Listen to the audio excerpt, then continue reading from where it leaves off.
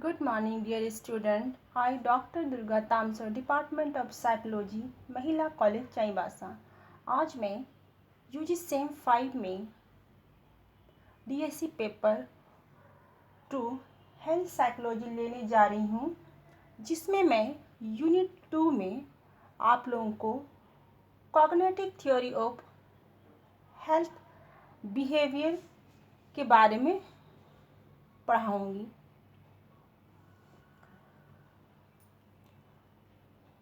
Healthy behaviour को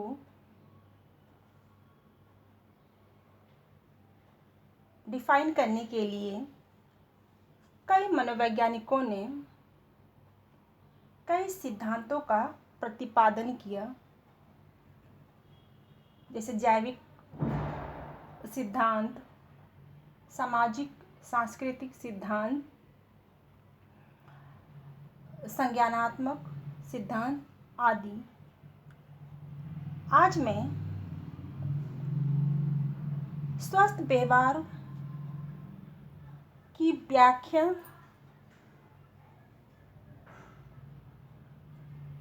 संज्ञानात्मक मनोवैज्ञानिकों ने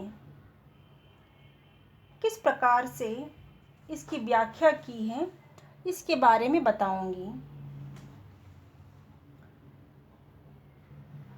संज्ञानात्मक विचारधारा का जन्म व्यवहारवादी विचारधारा के प्रतिक्रिया स्वरूप हुआ। संज्ञान यानी कॉग्निशन एक ऐसा सामान्य पद है जिसके अंतर्गत प्रत्यक्षण, परसेप्शन, मेमोरी, थिंकिंग, रीजनिंग आदि मानसिक प्रक्रियाओं को रखा जाता है। और संज्ञानात्मक मनोवैज्ञानिकों का यह मानना है कि अस्वस्थ व्यवहार की उत्पत्ति में संज्ञान यानी कॉग्निशन की महत्वपूर्ण भूमिका होती है। संज्ञानात्मक विचारधारा के समर्थकों में बैंडूरा, एल्बर्ट एलिस, एरन बेक आदि प्रमुख समर्थक माने जाते हैं। संज्ञानात्मक मनोवैज्ञानिकों का मानना था कि व्यक्ति जैसा सोचता है, जैसा विश्वास करता है, जैसा उम्मीद करता है, वैसे ही उसका व्यवहार भी प्रभावित होती है। जब इन सभी संज्ञानात्मक प्रक्रियाओं में किसी प्रकार का दोष यानी डिफेक्ट उत्पन्न हो जाता है तो उससे कुछ मनोवैज्ञानिक विकृतियां भी उत्पन्न हो जाती हैं, जिसके कारण व्यक्ति का स्वास्थ्य प्रभावित होता है। इन संज्ञानात्मक प्रक्रियाओं में परिवर्तन लाकर रोगी की विकृतियों की गंभीरता को कम किया जा सकता है और रोगी को स्वस्थ किया जा सकता है। इस बात की व्याख्या इस सिद्धांत में की गई है। संज्ञानात्मक मनोवैज्ञानिक व्यवहारवादी विचारधारा के इस बात से सहमत थे कि व्यवहार का निरीक्षण और मापन किया जा सकता है, परंतु इस बात पर वो सहमत नहीं थे कि व्यक्ति के सब्जेक्टिव एक्सपीरियंस आत्मसंगत अनुभूतियों को वैज्ञानिक रूप से अध्ययन नहीं किया जा सकता है। संज्ञानात्मक मनोवैज्ञानिकों का मानना है कि व्यक्ति की सही व्यवहार की सही व्याख्या कॉग्निशन के संदर्भ में किया जा सकता है। इसी कारण से इस दृष्टिकोण को संज्ञानात्मक व्यवहारवादी संदर्भ भी कहा जाता है।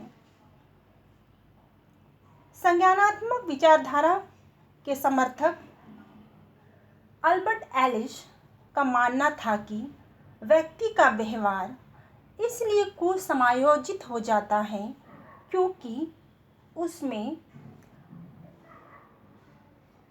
अतर्क संगत विश्वास इरेशनल बिलीफ्स उत्पन्न हो जाते हैं।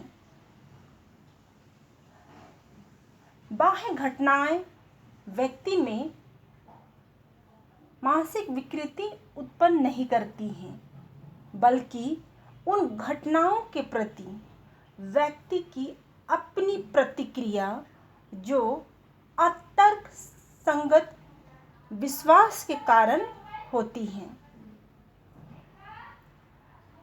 अर्थात एलिस का कहना था कि व्यक्ति के कुसमायोजित व्यवहार का कारण व्यक्ति में विकसित अतर्क संगत विश्वास होता है और इन अतर्क संगत विश्वासों को दूर करके व्यक्ति को स्वस्थ किया जा सकता है। इन्होंने इसके लिए रैशनल इमोटिव चिकित्सा का भी प्रतिपादन किया। इस चिकित्सा पद्धति के द्वारा रोगी के अतर्क संगत विश्वासों को रोगी के सामने लाया जाता है ताकि संवैगिक एवं व्यवहारात्मक परिणाम रोगी के पक्ष में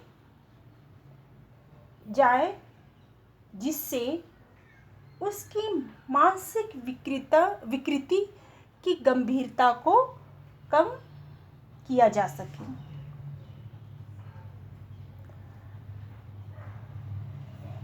एरनबर्ग जो संज्ञानात्मक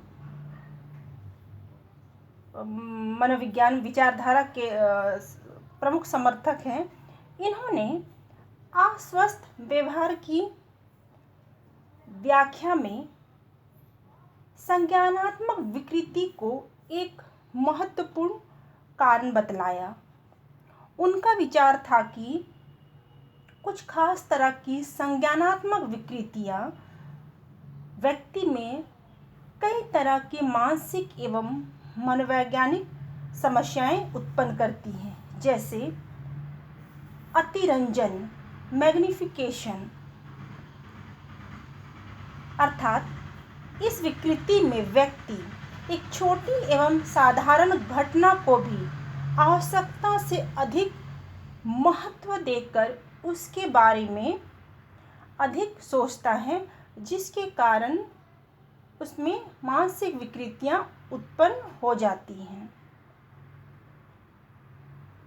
दूसरा कारक है अति सामान्यीकरण, ओवर जनरलाइजेशन। इस तरह की विकृति में साधारण एवं हल्के सबूत के आधार पर, एविडेंस के आधार पर व्यक्ति बहुत बड़ा निष्कर्ष निकाल लेता है, जिसके कारण उसे मानसिक विकृतियों का सामना करना पड़ता है। तीसरा प्रमुख कारक है चयनात्मक अमूर्तीकरण, सेलेक्टिव एब्स्ट्रैक्शन।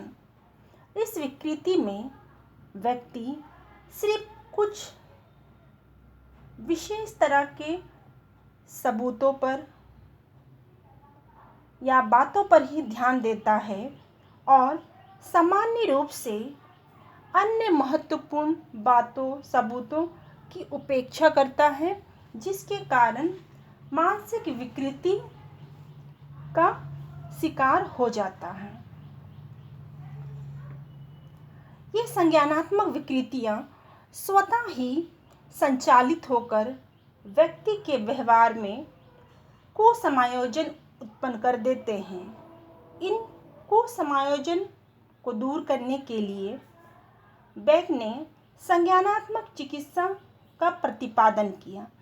इस चिकित्सा में रोगी को इस बात से अवगत कराया जाता है कि उसके चिंतन विकृति का स्वरूप क्या है और इस वैध चिंतन के द्वारा उसे कैसे दूर किया जा सकता है। संज्ञानात्मक विचारधारा के अनुसार अस्वस्थ व्यवहार की व्याख्या में 3 महत्वपूर्ण कारकों की अहम भूमिका बतलाई गई है, जिसमें पहला है संज्ञानात्मक मूल्यांकन, आत्म पुनर्बलन, सूचना संसाधन। आज तक के लिए इतना ही। आगे की क्लास में मैं आप लोगों को इन कारकों पर या इन कारकों के बारे में आपको विशेष रूप से बतलाऊंगी। तब तक के लिए थैंक यू।